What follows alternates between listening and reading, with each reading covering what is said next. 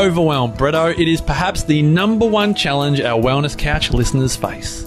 It's also the number one reason why many listeners can't get to our live events. Well, we have listened to our listeners and we are putting on our first online event, Release Your Overwhelm. So exciting, MP. Put Saturday, November 23 in the calendar. Log in from your phone or your TV or your laptop anywhere in the world and tune in to Kim Morrison, Brett Hill, Marcus Pearce, Wendy Stewart, and Jason Witten. Release your overwhelm about time, relationships, money, your body, and most importantly, you. Access is just $10 and available at releaseyouroverwhelm.com. Book in now at releaseyouroverwhelm.com.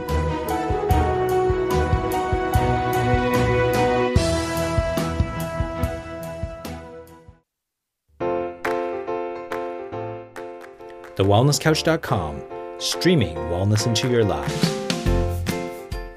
This is Up for a Chat with Cyndi O'Meara, Karen Smith, and Kim Morrison.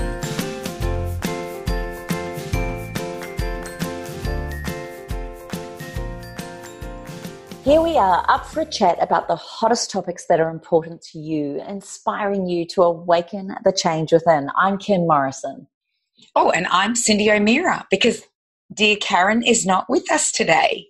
Yeah, she's just doing some important health checks right now. So we're just going to have her fill the void by an incredible guest, which we are really excited to welcome back to Up for a Chat, the amazing Kirsty Wirth, who is the founder and creator of Kultured Wellness. She has become not only an extraordinary spokesperson in the health industry and certainly championing the cause around so many issues around health and wellness, particularly around the gut, but she's also become an incredibly dear and very special friend of ours. And we're so excited. We'd like to think that it was because of us she moved to the Sunshine Coast. But this week, what we would really love to do, beautiful Kirsty, is I would actually love to take the opportunity to ask both of you if I could interview you on an incredible trip that you've both just been on to the Solomon Islands. So firstly, Kirsty, welcome back. And Cyndi, I'm going to welcome you to our show. Thank you, Kim. And thank you so much for having me. Gosh, it's been too long in between podcasts. I'm so glad to be back. Yeah, it's really nice to have you. And let's get into this because you two have done something pretty extraordinary. Kirsty, could you explain to us well, first of all, for our listeners that haven't heard of you or heard you and haven't listened to your previous podcast, perhaps just give us a little bit of an introduction about yourself and then what took you to the Solomons? Yeah, so I come from an education background, and it's my greatest love is educating on all topics. And for a long time, it was outdoor education and in a university setting. And it really is my greatest love. And then I had, as everyone does, when you have a significant health journey or a health crisis, you really dive on into and learn so much about what's going on for you. And that was certainly the case for myself and for my son, Noah. So I've been on this grand adventure of learning all about the gut, extra studies about the gut.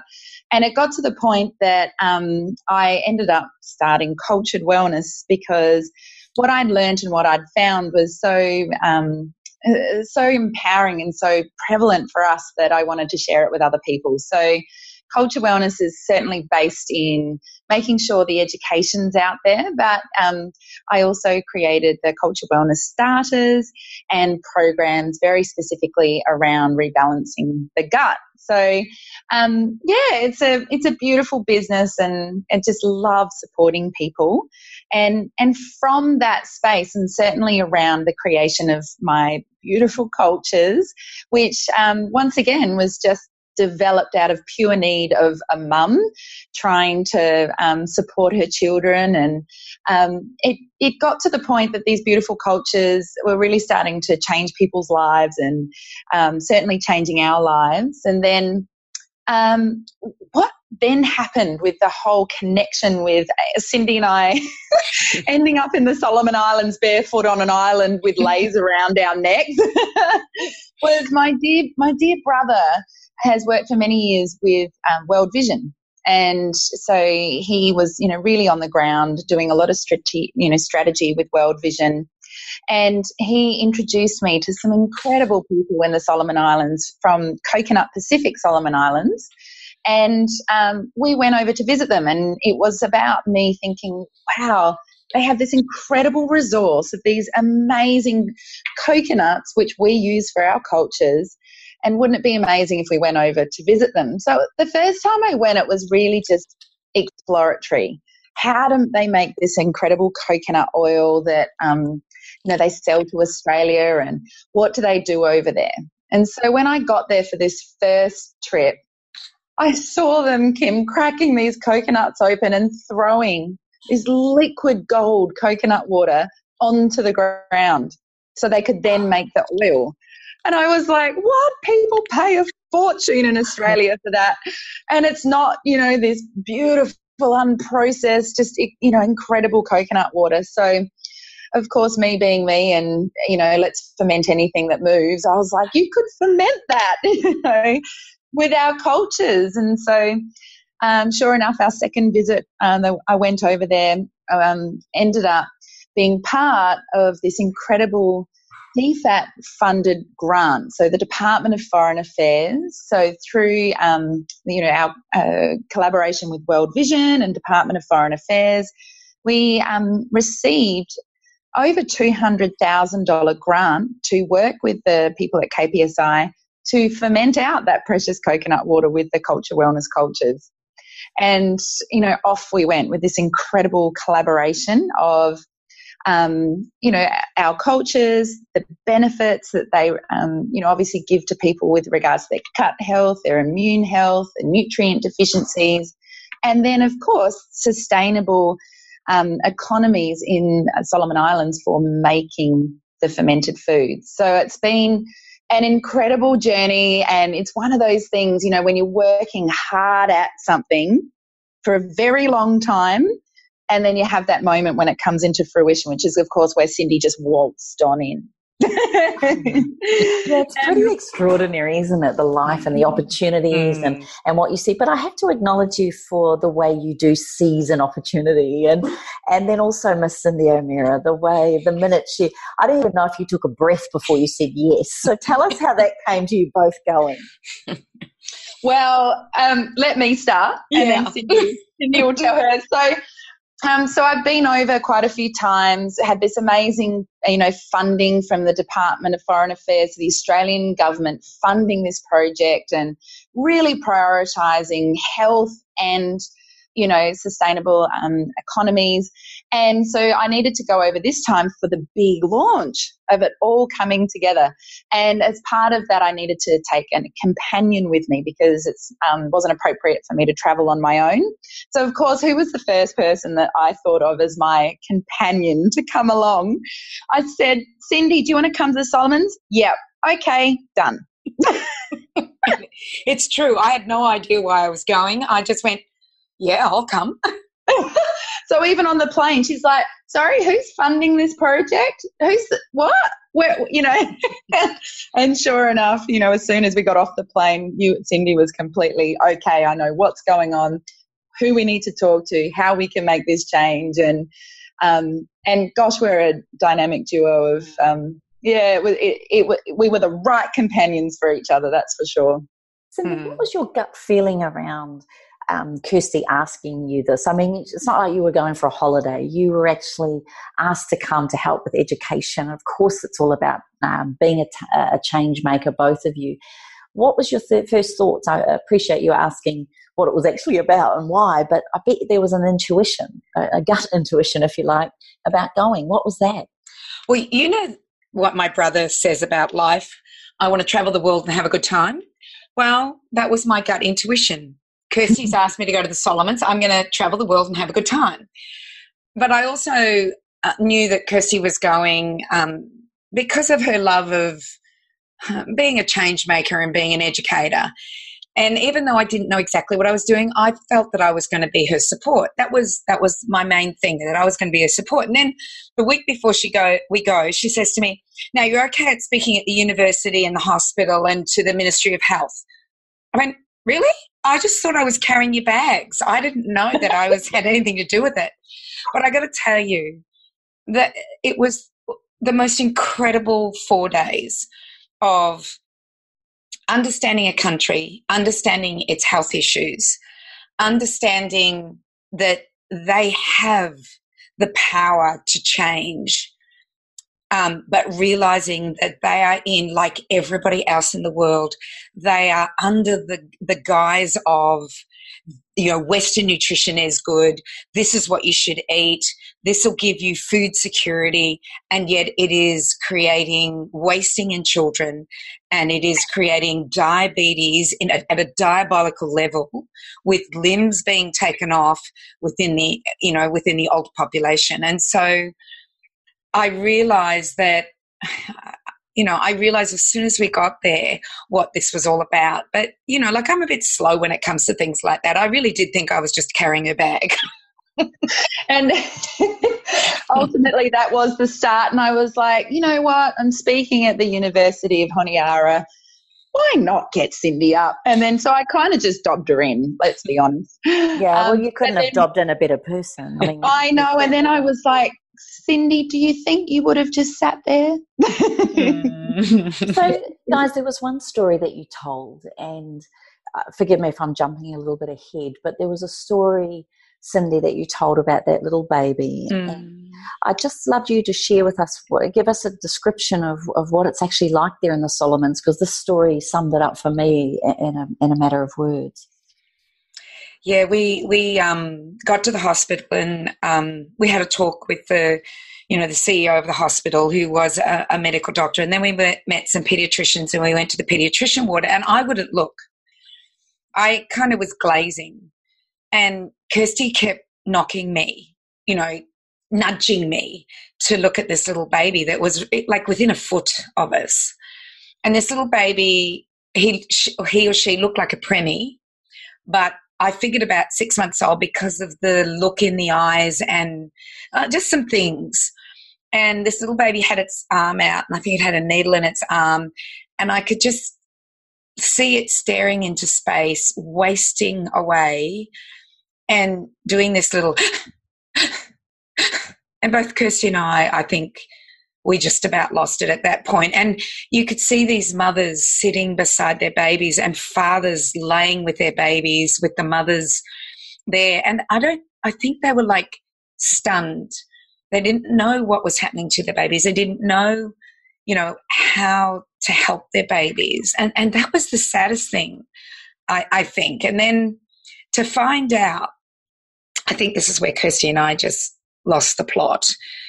To find out what UNICEF and the World Health Organization had for these babies to take in order to stop their wasting disease or their malnutrition.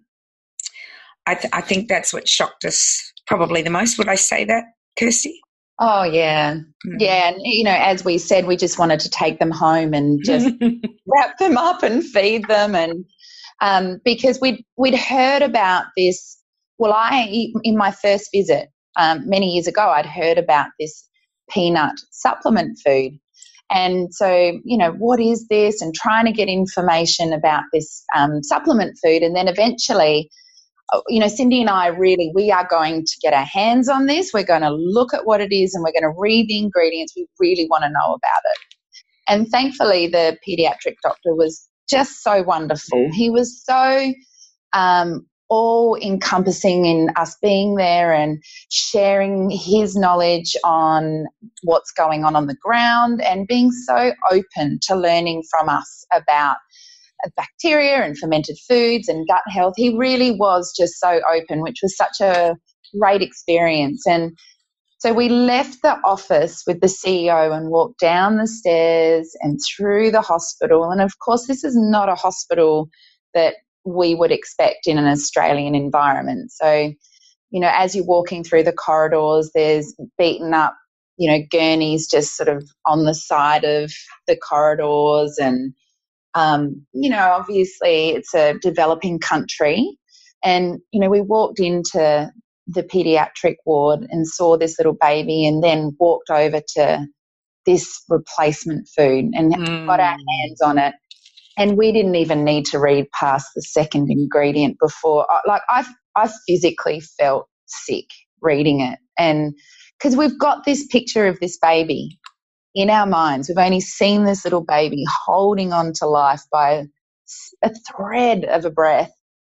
And then we walk just a couple of steps away and we see this food and it's just everything to hold yourself from, this is hopeless. What are we going to do? So, I mean, Cyndi, you're better at explaining what's in this food. That's your...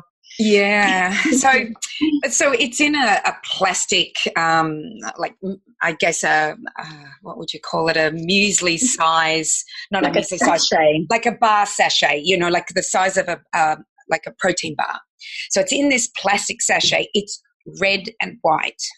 It's called a RUTF, which stands for a ready-to-use therapeutic food. So it's a therapeutic food. It's called Plumpy Nut. And as we turned it over, we found the ingredients that read like this: peanuts, sugar, skim milk powder, vegetable oils, including canola, palm, soya in varying proportions, stabilizer, fully hydrogenated vegetable fat, so that's margarine, mono and diglycerides. Then it had a vitamin and mineral complex that it didn't talk about what that vitamin and mineral complex was. So I had to come home to Australia. Kirsty and I came back home to Australia and we looked it up. And so basically the nutrients that are in it are calcium, phosphorus, potassium, magnesium, zinc, copper, iron, iodine, selenium, and sodium.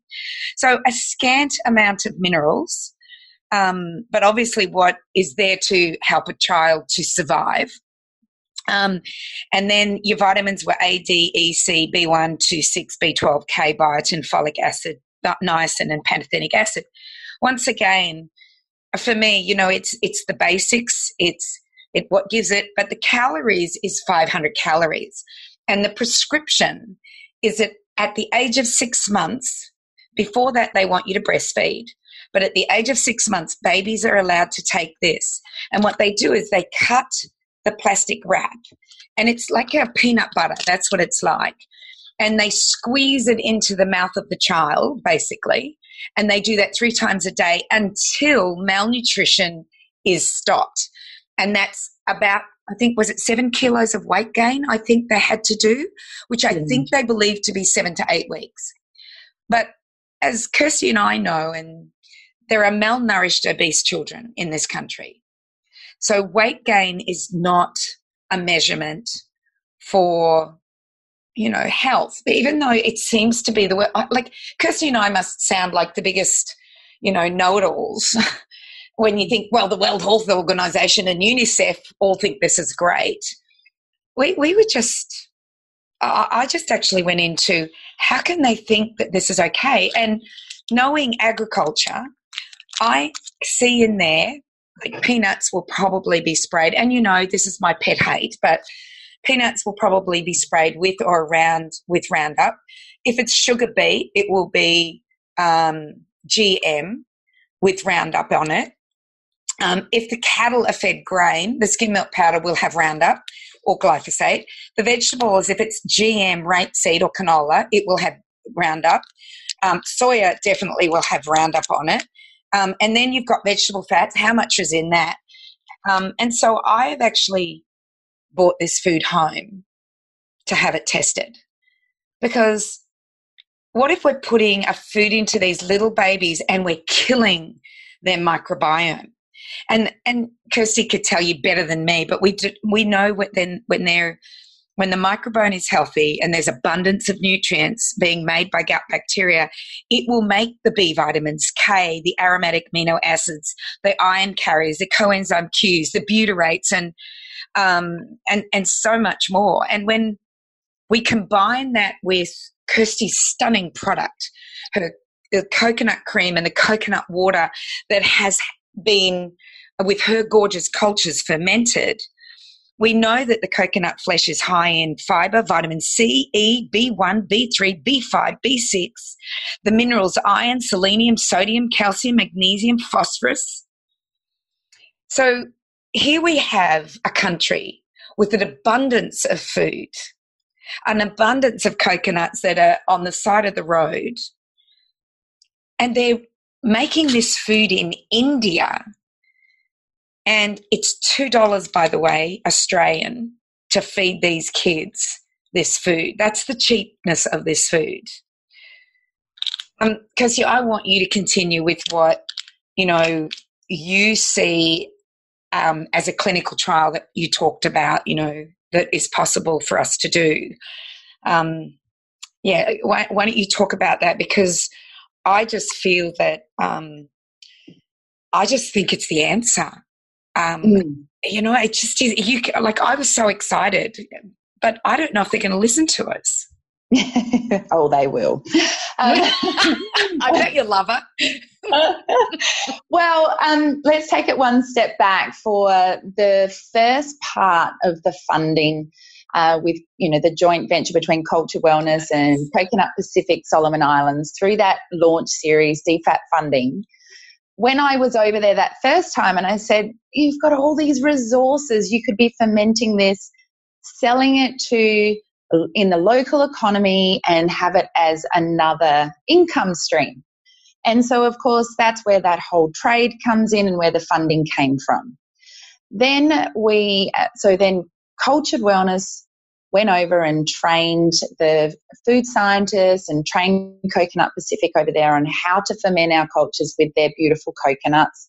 Raw, unprocessed, nothing had been done to them.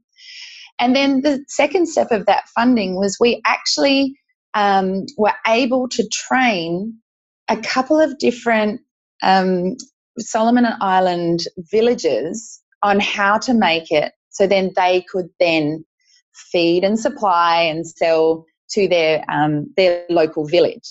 And so, part of the funding, was incredible. They found these freezers and these fridges that ran on solar because these villages don't have any power. And so they were able to ferment these beautiful products and then put them in this little freezer or fridge that had that solar power. And so, off goes this beautiful economy.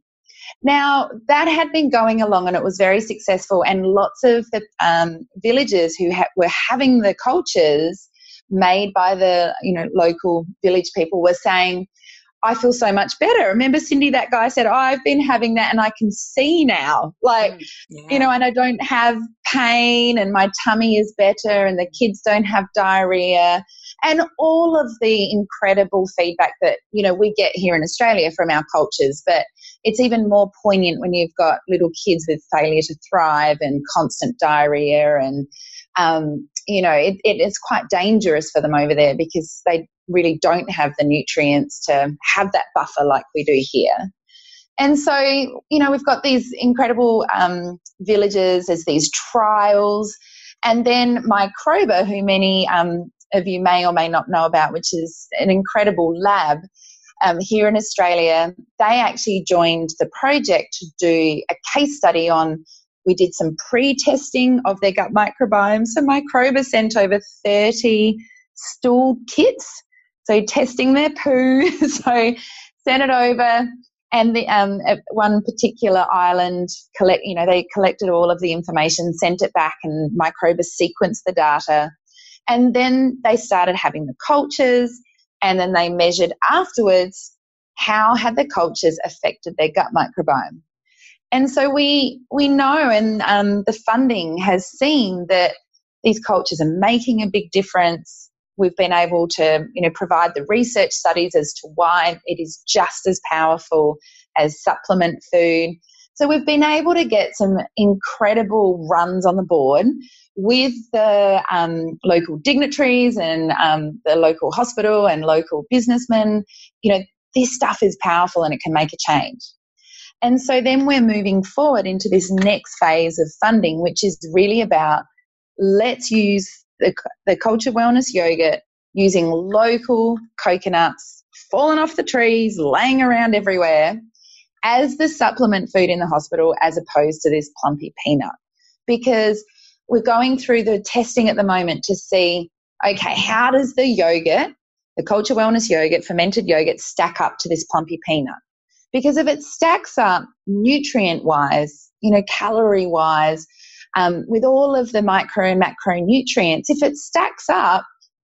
let's use that in the hospital as opposed to a product that is made somewhere else, costs a fortune to ship in, you know, even right down to the wrapping, all of those things that end up, you know, just clogging up the, you know, Solomon Islands. So this next phase that we're pushing really hard for is to have it as a clinical trial that we will have, you know, obviously kids on the Plumpy Peanut, but we'll also have children on the Kultured Wellness Yogurt, and then we'll be able to collect some incredible grounded data using Microba to get their tests to show this amazing natural resource that you have, and once you ferment it, will just be as powerful as having this food. But of course, it doesn't have any inflammatory components to it like the supplement food does. And it provides, you know, work for the, you know, in the local community. It provides Kokonut Pacific Solomon Islands with, you know, another way of using their coconuts and, you know, pumping money back into the community. So that's our next funding. And so Cyndi and I met with the secretary to the High Commissioner and the Deputy High Commissioner, and we were, you know, so let's talk about some funding and let's talk about our next project. So yeah, we're preparing all of the research papers, preparing all the information. So the doctors have all of the knowledge that they need to go to the ethics committee so we can move into this next really exciting phase of this clinical trial. So, ladies, I get the impression that what started out initially as a provider for the products that you guys both sell as a part of your business has become a mission from the heart in order to help this small nation of only just over 500,000 people. My question to you both then is, if we can help a smaller nation like this, is there a bigger picture for both of you in this, in that you can take the lessons and learnings and bring it back into our own countries? Because let's face it, we're not exactly the healthiest on the planet either. So what's your big vision with this, having experienced it in the smaller nations? Ooh, Kimmy, one step at a time. I did a little bit of research on, you know, this RUTF, they call it RUTF. It's a ready-to-use therapeutic food, or the plumpy nut. And it started off for like people in Africa where there was no food. But you go to the Solomons, the food's on the side of the road. The bananas are there. The taro is found they do a fermented food and they have to get the taro out of the swamp. So it's found in swamps. You've got coconuts everywhere. You've got food for Africa, you could say, in the Solomons. I think for me, if you can start in a country like that, this is my thought, if you can start in a country like that where the bureaucracy is not like it is here, things are slow, but I don't think the bureaucracy is like it here is in Australia. Like the root of the plumpy nut is like any food that you find here in Australia on the supermarket shelf. It's just that there's millions of them in Australia, and there's only one that is being fed to these kids that have got wasting disease or, you know, severe malnutrition. So I think start there and show how a local food, using a local economy and improving the local economy, can actually make a difference to, you know, the people and the people's health. And then I guess if we look at Australia, I think that's what Kirsty and I and anybody else that's into this health realm is trying to achieve. And I think it's growing and people are becoming more aware and they read the ingredients. But what gets me, Kim, is why did those doctors not read those ingredients? Why are they not seeing that the second ingredient is sugar and all of those other things? Because they're not taught. So I think ultimately we need to teach our doctors, because our doctors are there to help. Our doctors are not there to make people sick. Like the two pediatricians that we met, oh my gosh, they wore their heart on their sleeve. They were just stunning, weren't they? Yeah. And it was so wonderful, wasn't it, Cyndi? Because one of them was a visiting resident from Melbourne, and, you know, we were talking about the gut microbiome and different strains of probiotics, and gosh, he was just so knowledgeable, and we were riffing off each other about all these different bacteria strains and what the neonates use and how important it is to have specific strains. And, oh, it gave me so much joy to know that, yeah, this guy's onto it. And then remember when I said, yeah, it's just a real shame because it seems to me from talking to the locals, the antibiotics are just handed out like candy here. And he goes, didn't he? He put his head to the ground and said, don't talk to me about antibiotics. And I was like, this is brilliant. Yeah, I was like, this is the next generation of doctors who have that real breadth of knowledge that they're acknowledging that they need to have an understanding of the different types of bacteria strains and gut health. And, he just seemed really onto it. So I was so happy. I want to add there, though, that I'm really glad that he asked you the questions because your knowledge is incredible. And I watched you able to answer everything that he asked, and I bet he didn't know half of what you asked. But then he said something that I didn't exactly understand, and it was something about a probiotic that they pulled from the neonatal ward because it caused something, a death. What was that?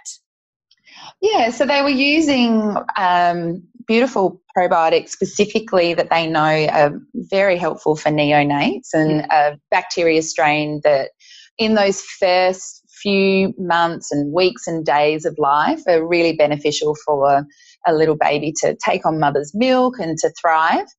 And one child over in Germany had a reaction and on the documentation died from this probiotic that was administered. Now, of course, I would like to see exactly what happened, what other medication which this baby was also on, and have a really good review of that. But unfortunately, because of that one specific incident, this probiotic had been pulled from the protocols in the neonate, which makes me so sad because I know from firsthand experience from knowing many doctors and nurses that there are a lot of deaths in hospitals from medications and mistakes and overprescribed drugs, and those drugs don't get pulled.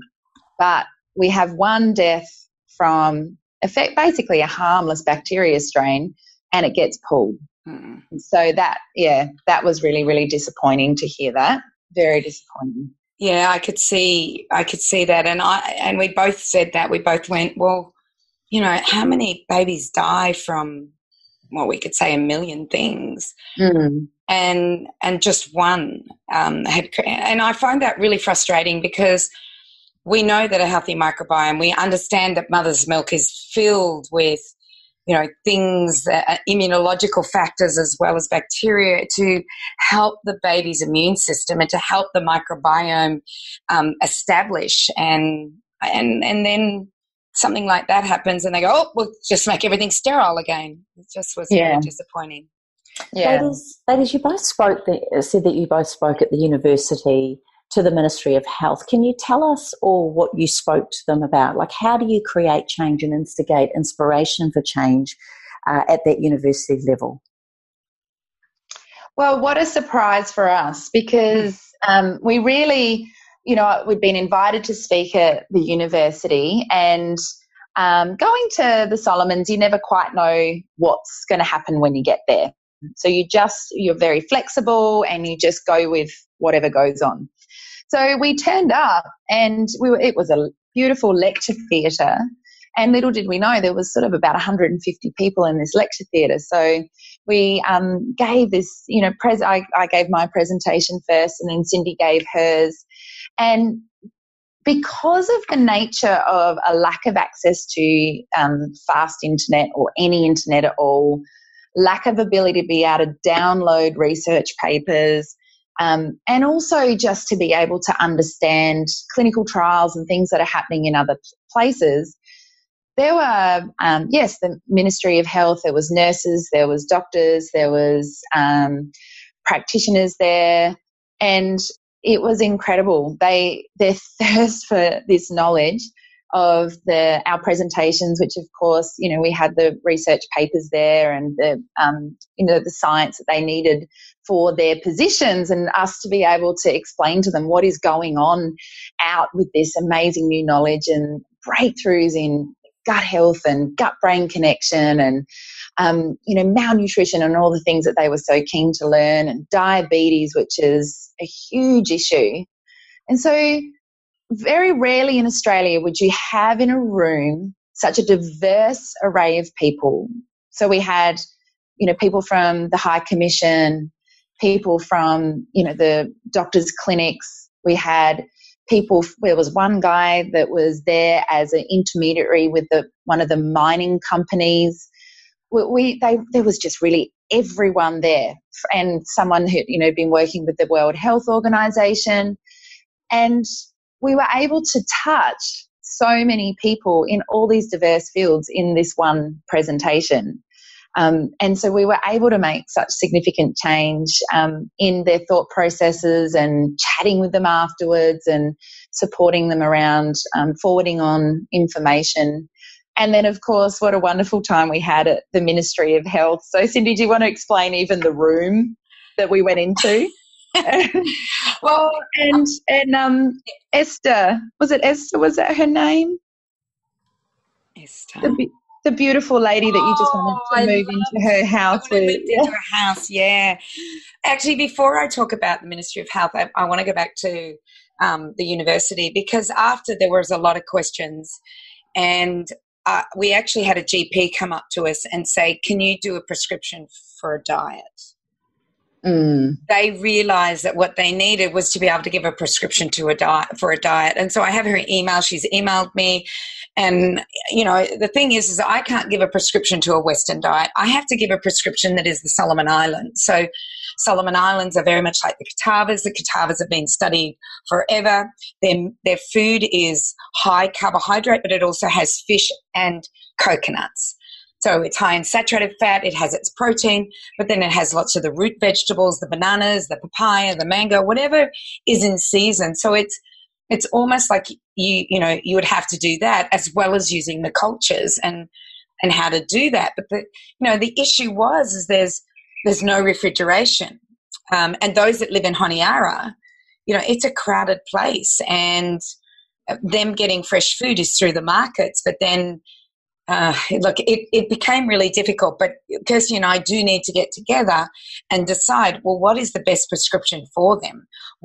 As far as prescription as a diet? So I felt that the university lecture really, really opened the minds of everybody, and especially, the GPs and the professors and everybody else that was there, including the locals that had come, and, you could see them nodding as we spoke about their cultures and their foods and, how they should be eating. So, yeah, that was incredible. But, yes, going to the Ministry of Health. So we're in this room. It's hot because it is hot there. And, it's like a room in a classroom from the 1930s, I'd say. And we all sit around this table with, I think there's 2 men in the room. One is with us from Kokonut Pacific, and then women that are nutritionists, dietitians, a midwife. And the midwife sat next to Kirsty, and I fell in love with her. I absolutely fell in love with her because we talked about the ferments. We talked about, all cultures had ferments. And so we spoke about that. And then she began and she told us all about how they fermented certain foods, how they made, what was it, Mari or Marzi? What was it, Kirsty? Can you remember? Yeah, Marzi. Marzi. Yeah. And she, she relived what they did on the islands and how they were making these, and we needed to go back to them. I wish I had all the recipes. I just wanted to go live with her for a year and learn all about it. But it created an incredible discussion. And that was when the clinical trial came up. And we talked about, well, why can't you do a clinical trial where you give half of the kids that have wasting disease this peanut and sugar vegetable fat laced with probably, I don't know because I haven't done the test, laced with a broad spectrum antibiotic, chelating agent, and and so much more. Because everybody gets sick of me saying that word, so I just don't say it anymore. And then the other half do the cultures of the coconut cream and the coconut water. I can't see how we can't see that you will not only see them gain weight, but you will see them increase their health and their immunity and their microbiome diversity and so much more. And it was exciting, wasn't it, Kirsty, to see the nodding? Yeah. And we took the yogurt there. Yeah. The wellness yogurt. And last time I went to Ministry of Health, we took the yogurt and they were like, can you just leave the jar here? We'll finish it off for you. And it was no different this time. It was, we want more of that. And how can we make it and where can we get it from? And, it was nothing more beautiful for us to see that after the talk at the university and also going to see the Ministry of Health, we were out at Kokonut Pacific and people were turning up to purchase the yogurt. Well, they sold out. Yeah, they sold out. And it's, that's economy for KPSI, but it's also just for me seeing that beautiful bacteria going out to all these gut microbiomes. It just, I've never had so much joy. But so ladies, can I just interrupt you there? I'm curious. It's staggering me. The Solomon Islands is an older nation. It would have had indigenous cultures there, I'm assuming. It's great that you guys are there to try and help them get it right. But my question to you guys is, where did they go wrong? Well, that is such a great question that I was hoping that we would get to, because in that Ministry of Health meeting, when we were sitting there, we asked exactly that. So they wanted me to do a little bit of a lecture or presentation about gut health and what's going on. And I just thought, no, I just want to turn this around. And what are you guys dealing with on a daily basis? What are you faced with and what's happening? We want to know on the ground what's going on, because there's no point in us going there and talking to think about food security. Now, food security is we are literally starving and we have no food to eat. And so rice has become this staple of food security, where if I can't afford the vegetables, if I can't grow the vegetables, if I can't catch any fish, I know that I've got a bowl of rice. And so we're seeing, these big rice companies coming into the Solomon Islands and selling their rice, and people, literally eating about 1 kilo of rice a day per person. And they're obviously not designed, their bodies aren't made up to be able to digest, assimilate, absorb, and manage that much processed carbohydrates and that much rice. And so really, Cyndi, you might be able to remember, but really it was only, 20 years ago that rice even came into the Solomon Islands as a food. It's not a food that, it has traditionally been in their culture. And so everyone that we spoke to, everyone from the doctors to the nurses to the locals when we went out on the boats out into the islands, everyone said things have changed, diabetes has escalated, health has declined since rice came to the Solomon Islands. So it was really about that, moving away from traditional food, moving away from, what was made by the elders and by the local people, and going to rice as this food security. And now there's a whole generation of mothers that actually don't know what to feed their kids because it's just rice. That's what you make, is rice. And they also said that if a man catches a fish or you give a man a fish, he will swap it for rice because he sees the rice as something that's going to feed his family and as food security as opposed to the fish, which is stunned me. Yeah, so the last time I went to the Solomon Islands and I spoke to the Ministry of Health, I said, you know what, you are at an incredible, amazing crossroad and such a great opportunity to not follow down the path that we in Western culture have done. You've got an opportunity to make a change now and go back to your traditional foods because, not everyone has crossed over to that. And, you could just stop this 50 years of processed foods that we've hit here in Australia. And, we were so fortunate. We went out on these incredible canoes out to a very, very remote island and got to see, and, Cyndi got to see how they grow their vegetables on these huge, veggie patches and how they still grow and make and, consume all of the traditional foods. And they're robust and they're healthy and they're doing well. And it's in Honiara where people have come in and lost that way and they're eating this kilo of rice a day is where we see the amputated limbs and the failure to thrive children. And it's absolutely diabolical. It's not just, a runny nose. It's so serious. Yeah. And I also asked if I could stop at a grocery store. So, because I didn't want to go to the university and not know what they were eating. So we stopped at a grocery store and it's called Bulk Foods. And you go in there and it's like our grocery store, but in a very small way. And, there wasn't a lot of fresh fruit and vegetables. There was a lot of, tinned foods and, all of those things that we have in our grocery stores, but in a smaller way.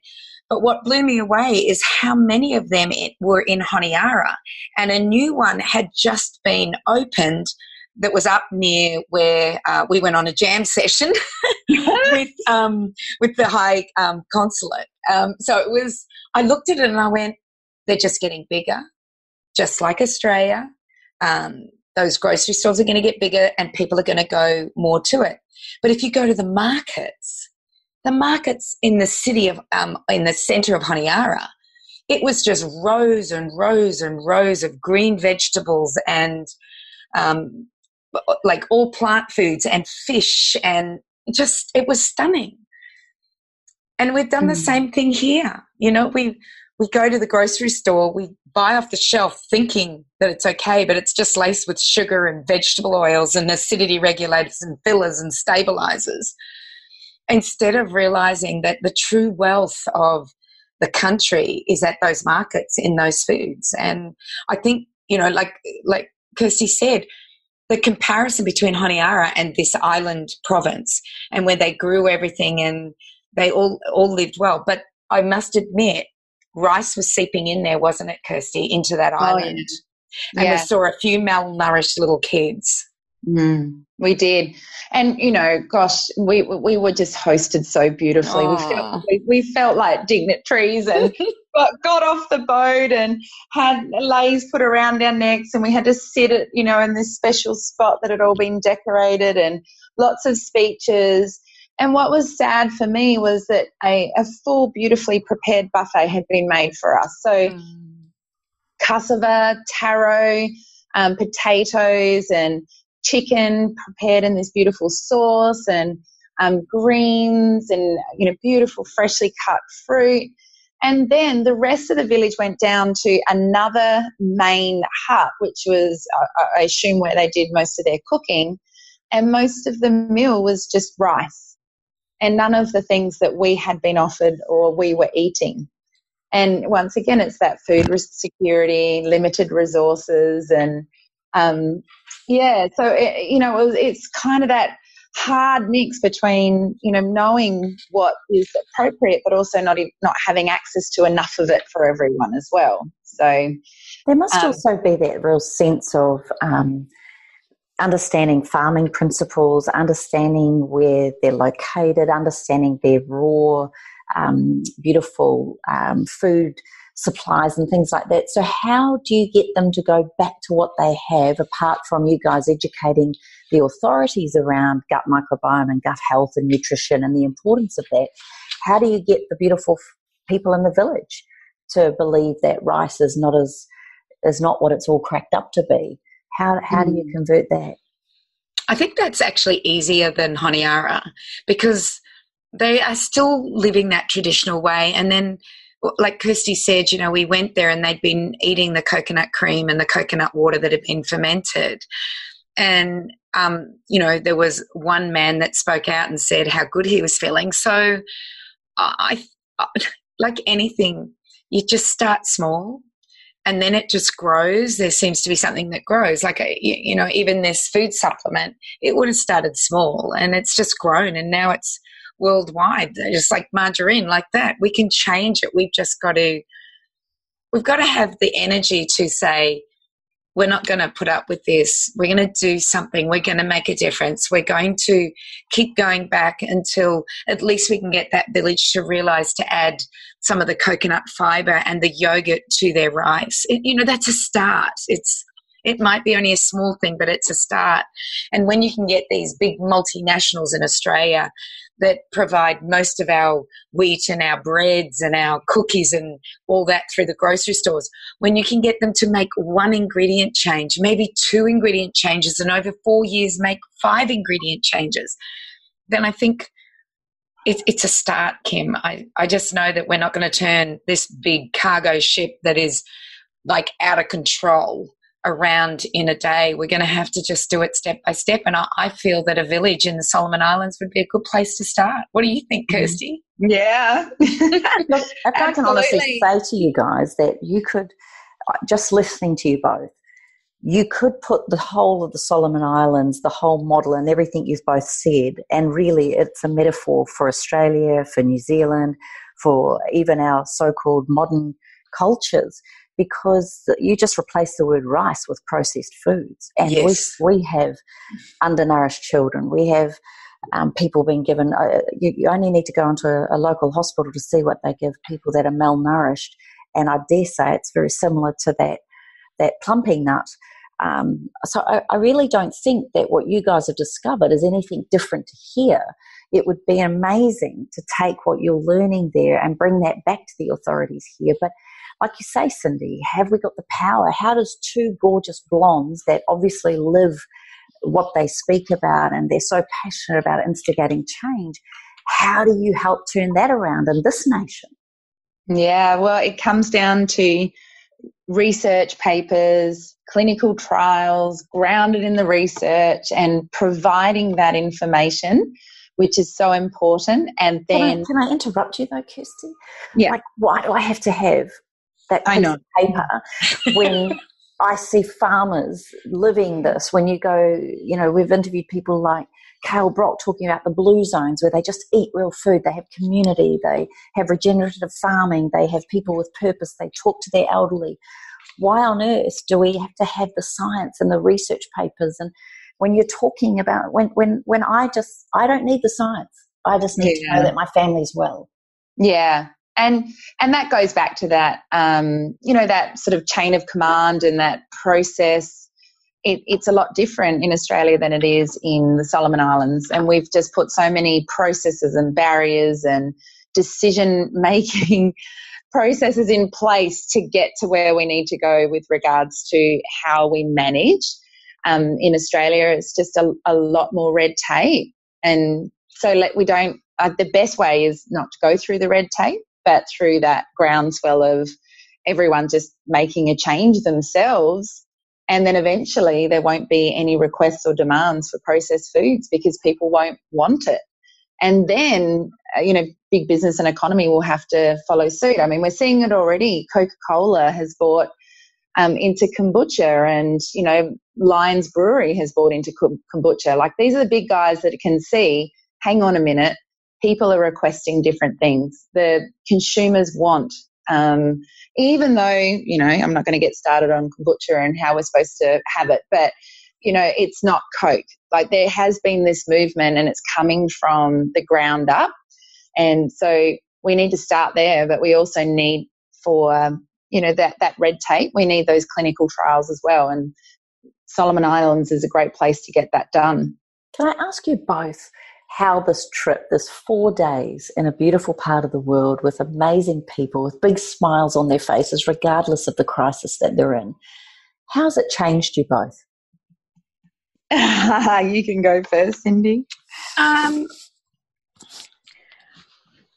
did it change? I think the island was the most phenomenal. I could have stayed there. If I'd had a tent, I probably would have pitched it and stayed. Yeah.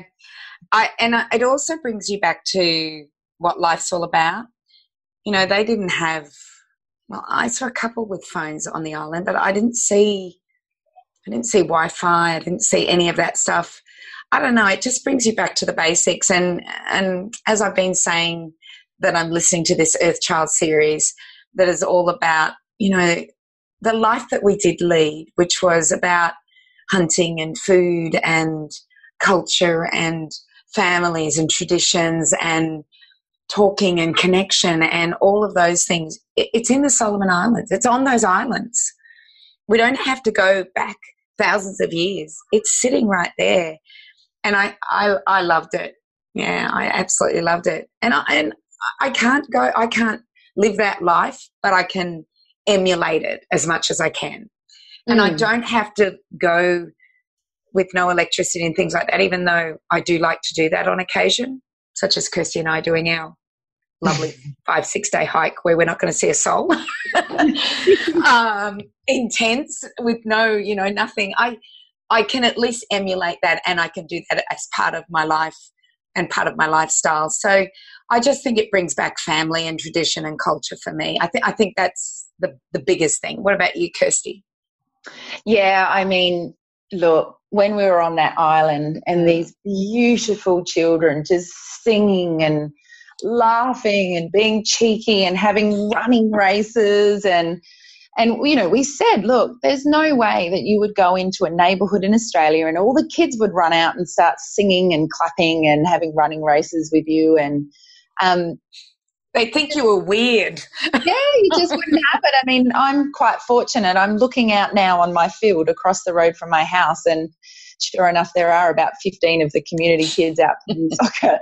So I live in a special place, but those kids, we don't have that anymore. And so for me, it was once again an affirmation of, all of those poignant things about community and nature and making sure that every day the decisions that you make are, grounded in what brings joy and not being caught up in what we're supposed to do or caught up in all of the latest and greatest and all those kinds of things. And it really just does come down to beautiful health, families that are thriving, being amongst your community and making sure that everyone's safe and well looked after and being responsible for each other as a community. And not getting, you always come back from those places like, oh gosh, I think I got a bit caught up in that, or that's not important and this is important. And it just fired me up even more that, there's a lot of change that needs to be had, and every child deserves the best and shouldn't be lying on that hospital bed taking a last breath. I think what you've both given me is the most obvious thing, and that is to use our most natural resources that we have available, and the wastage does not need to be wasted when you have amazing cultures and incredible abilities to ferment, as we've done through time and time again with culture and traditions. So I just want to honour you on behalf of all of our listeners, both of you, for the work that you're doing. Kirsty, I can't begin to tell you how humble I am to watch your journey and to see what you're doing and the change that the humble culture you began with for your beautiful son, for your family, is now impacting nations, and in particular ours. And you couldn't have taken a better person with you. I mean, Karen and I constantly sing the praises of Cyndi Honiara and what she's doing, and her knowledge and her tenacious fight for what should be natural and what was always a part of our past. Needs to come back if we indeed do want to create, as she says, a tsunami of change. So unless either of you got anything else to finish on, I would love to just ask, is there any parting words either of you have got for our beautiful listeners? Oh, I think I've said everything. Yeah. I'm just, I think I've said absolutely everything. It really was just incredible, and a bit of the watch this space. Cyndi and I have got, we've got plans, we've got things, we've got to get done. So just keep following and keep supporting our little mission on this one. All right, and I think we need to put you guys in as Prime Minister and Minister for Health. I want to go as the Deputy High Commissioner, actually. They have a ball. They have an absolute ball. I think the one thing I would like to say, and especially if this young lady is listening, is that we had with us Georgia. She was incredible, a young lady that's worked for Kirsty, who's now doing her PhD, or was it her master's down in Tassie, who's all over the place. But she came, and her dedication to this project as a young woman was, I think, incredible. And it was interesting because, you know, I'm nearly 60, Kirsty's in her 40s, and here's this young lady in her 20s, and we had the most phenomenal time as 3 different generations. And it was, I just want to honour her, I think. Especially if she's going to listen to this, because I was incredibly humbled by her tenacity, her feistiness, and her knowledge of, you know, trying to make change happen. Oh, Cyndi, that's so lovely, because she is quite an amazing, incredible person. We had the grandma, the mum, and the daughter. Oh, well, considering, yes, she is almost 60, we could put her up there, yes. Yes, I am. I would have said auntie if I was you, Kirsty, but okay, we'll go with grandma. Oh, Cyndi said it. I did. with it. I just said, well, you know, like if we had... need to confirm it, Kirsty. Yeah. If I had Kirsty like at 16 and Kirsty had Georgia at 16, you know, that would have been the Solomon Islands. That's, you know, and that would have been back in the old days. That's when we had babies. But well, according to the World Health Organization in the Solomon Islands, the life expectancy is 70 for men and 73 for women. And the probability of dying under 5 is 21 in 1,000. It's pretty high, guys, isn't it? Yeah. So I just want to acknowledge you. I know our time's up. I know you've both got to go, but I just, on behalf of Karen and I, just love to say on behalf of our listeners, thank you for the work that you're doing and for the lessons that we ourselves can take into our own home. I have to admit, I have become a diversity doe, absolute enthusiast. I have my cultures going. I have my kefir going. I'm just beside myself with what I'm doing with it. And that's just me in my little humble home. So my take home to you listening to this would be start using your ferments and cultures if you haven't started, and keep going if you're using them, because they really do create a beautiful, healthy microbiome that in turn helps you to make better decisions, be a better human, and of course contribute to society with a beautiful, healthy attitude. So thank you both again. And for all our listeners, if you've enjoyed today's podcast, please go to thewellnesscouch.com/up-for-a-chat for any comments or feedback there to these 2 amazing, phenomenal souls. And of course, you can go to the Facebook page /up-for-a-chat if you would like to post a comment there. We are really excited with all our beautiful interviews. Please, if you've loved today, give us a 5-star rating on iTunes. That's how we can keep spreading the message and letting people know of phenomenal souls like Kirsty, and of course our amazing Cyndi. So thank you again, beautiful souls. If you want to join us same place, same time next week to become part of the ripple effect that's changing the world, then we'll see you there. This has been a production of TheWellnessCouch.com. Check us out on Facebook and join in the conversation on Facebook.com/TheWellnessCouch. Subscribe to each show on iTunes and check us out on Twitter. The Wellness Couch, streaming wellness into your lives. Whilst the Wellness Couch presenter endeavor to provide accurate and helpful information to their listeners, these podcasts cannot take into account individual circumstances and are not intended to be a substitute for health and medical advice from a qualified health professional. You should always seek the advice of a qualified health professional before acting on any of the information provided by any of the Wellness Couch podcasts.